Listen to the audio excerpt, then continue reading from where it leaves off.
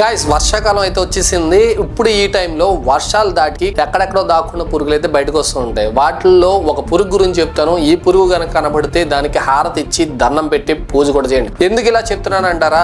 ఆ పురుగు అంత కాస్ట్లీ అనమాట. దీని పేరే స్టాక్ బీటిల్. ఈ పురుగు వచ్చి 60 నుంచి 70 లక్షల రూపాయల వరకు ఉంటుంది. అయితే దీన్ని జపాన్ లో ఎక్కువగా అదృష్టంగా భావిస్తారు ఈ పురుగుని. అండ్ వాళ్ళు ఈ పురుగు కనబడితే లక్షలు కాదు కదా కోట్లు ఇచ్చి కొనుక్కోవడానికి కూడా ముందుకు వస్తారు. ఈ స్టాక్ బీటిల్ అనే పురుగుతో ఒక గేమ్ అయితే ఏర్పాటు చేస్తారు. ఆ గేమ్ లో ఏంటంటే 2 పురుగులు వదిలి ఆ 2 పురుగులు ఫైట్ చేసుకునేలా చేస్తారు. వీటిలో వాళ్ళు కోట్లు బెట్టింగ్ కూడా ఒక ఆశ ఉంటారు. అండ్ ఇంకొక విషయం ఏంటంటే ఇవి బ్యూటీ ప్రొడక్ట్స్ మెడికల్ పర్పస్ కూడా వాడతారని అంటారు. అది ఎంతవరకు నిజం అయితే నాకు తెలియదు కానీ, కాకపోతే ఇంకొక విషయం ఏంటంటే ఈ పురుగుని మన ఇండియాలో ఎక్స్పోర్ట్ లేదా ఇంపోర్ట్ చేయడం అనేది బ్యాన్ చేశారు. సో మన ఇండియాలో ఈ పురుగు ఉన్నా సరే మనకి ఎటువంటి ఉపయోగం లేదనమాట. జపాన్ లో ఈ పురుగుని అదృష్టాన్ని ప్రతీకగా భావిస్తారు.